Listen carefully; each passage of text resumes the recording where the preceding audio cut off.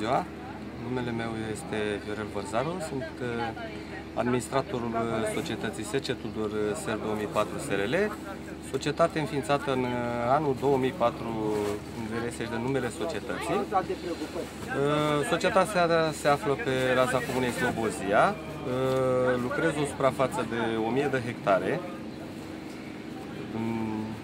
Lucrez cu firma BASF de 3 ani de zile.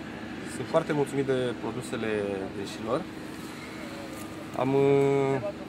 Am avut o platformă care e foarte frumoasă în privința produselor care sunt aplicate pe această suprafață. Lucrez cu produse BASF, în special fungicide, erbicide. Anul trecut, folosind produsele BASF, am obținut o producție medie de 5300 kg de grâu la hectar la cultura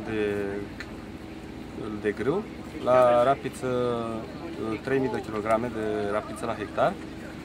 Anul 2011 se anunță o piață a produselor în creștere, care noi fermierii chiar suntem bucuroși de aceste prețuri care se anunță.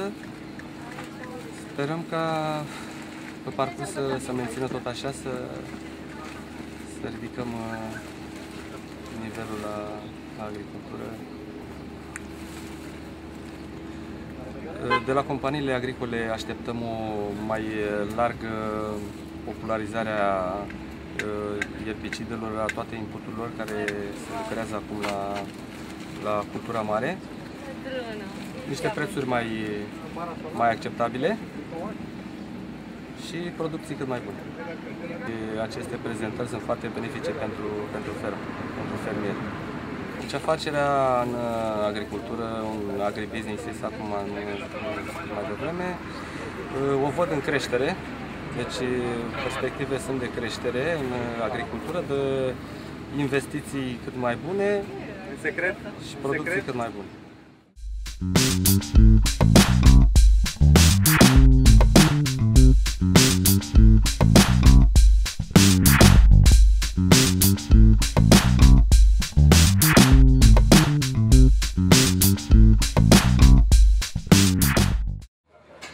Bună ziua, numele meu este Tiberiu Dima, sunt director comercial pentru compania BASF, pentru divizia de protecție a plantelor. Am avut astăzi aici la Slobozia, în județul Giurgiu, un eveniment care se sub sigla AgroConnect, un eveniment adresat fermierilor. Practic, obiectivul nostru degajat din aceste evenimente este să punem fermierii, să conectăm fermierii cu inovația tehnologiei BASF. Astăzi au participat în jur de 100 de fermieri din județele Giurgiu și Telorman în special, dar și din alte județe limitrofe. Fermierii au avut posibilitatea să vadă o platformă de aproximativ 30 de hectare cu cele 4 culturi principale de câmp: grâu, porumb, floarea soarelui și rapiță.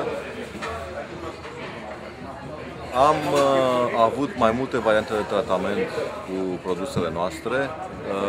Am avut șansa unor condiții foarte, ca să spun așa între ghilimele, unor condiții foarte vitrege în ceea ce privește în special buruienile, o buruienare foarte mare la floarea soarelui și la porumb. Astfel fermierii au putut vedea exact care este diferența între o variantă tratată și o variantă netratată. Aceste evenimente stau sub semnul inovației.